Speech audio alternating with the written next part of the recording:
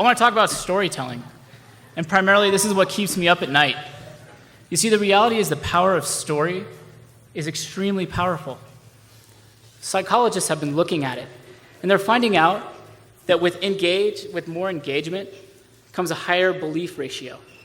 Essentially, if you tell a really powerful story, you're able to get false notes past people. You're able to change their perception of the world. Now, business has been talking about this for years, except I'd argue that most times they do it in sales, they do it in internal communications, and they do it in leadership. But the big difference is they don't do it in the one area I wish they did: advertising and marketing. Now, before anyone who works in this field wants to pin me to a cross, hear me out. Advertising and marketing might be storytelling, but it's a disruptional storytelling with a predetermined ending that makes me feel insecure without your product, that pulls me out of a narrative I care about. This means that businesses are leaving the opportunity on the table to connect with new, future, and legacy customers by telling them an engaging story, by connecting with them, humanizing them, and most importantly, rising above the disruption of their competitors. Now, it's fair to say that businesses have been doing this for years. They're telling stories through impactful media, videos, and they're really taking their product and they're allowing it to humanize it. They're creating a social connection with their consumer. And while this is great, for every one of these positive experiences, there's one that totally misses the mark. And the reality is, it might be funny, but it's lazy. And it's a bad way of doing business. The reason I say that is because they're making excuses. This is what we've always done. This is what we're going to do in the future. This is what works, and what's the ROI? The reality, however, is that in today's businesses, they see storytelling as a buzzword.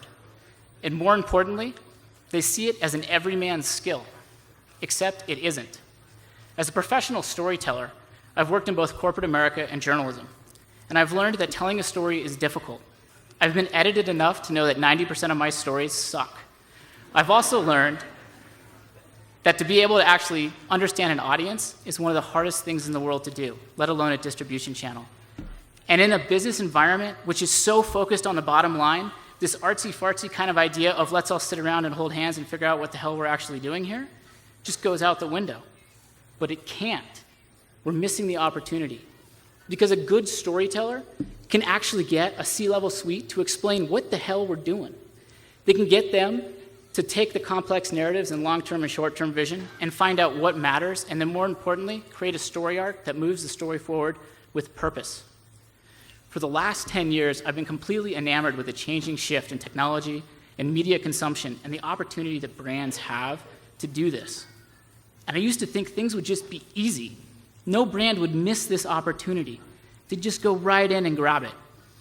And then I started a job, and I found out things don't move as fast. And more importantly, they're scared. The reality is there's 3 ways that this is going to change, I believe. 2 of them are already happening, and 1 of them is already happening in some companies today. The first, and the most common, is a mid-level storyteller is going to get hired. It's the Band-Aid on the solution. This person's going to sit there, they're going to talk about narratives, they're going to create a couple YouTube videos, they're going to get some buy-in from their chief marketing officer. But the problem is, it's not a viable solution. They're too far down the chain. No chief marketing officer during an important product launch likes to hear, why do I care? Why are we doing this? And is this even worth talking about? It's just difficult. The second is for an agency to come in. Now, I will argue that there's a lot of agencies claiming to be able to do this, except they're built on already marketing principles. And the editorial staff isn't the ones up there to affect change. We're in a post-advertising agency world. We need to find engaging stories. And the new agency will have a strong editorial background. They'll also understand business, but they'll also understand what's important about traditional advertising and what worked. Now, the third way is the most scary way, and it's the way that's going to really affect change. A new C-level person is going to come into the C-suite, and they're going to not be liked. They're going to ask the tough questions. Why are we here? What are we doing? What's our vision? What are we trying to tell our customers, and why do they care? And the reality is, it might be starting off a shift of skills and a chief marketing officer or a CMO who can really affect the change. But if you can't create really compelling day-to-day content and legacy content and understand why you're creating it in the first place, you are failing miserably. So who's this person? Well, I'm still yet to really find more than 2, and I've had hundreds of conversations. It's someone that doesn't need a hard and fast ROI, someone that's a visionary, someone that really wants to take on risk. These people are out there, and the business that finds one is going to succeed beyond their wildest dreams. Thank you.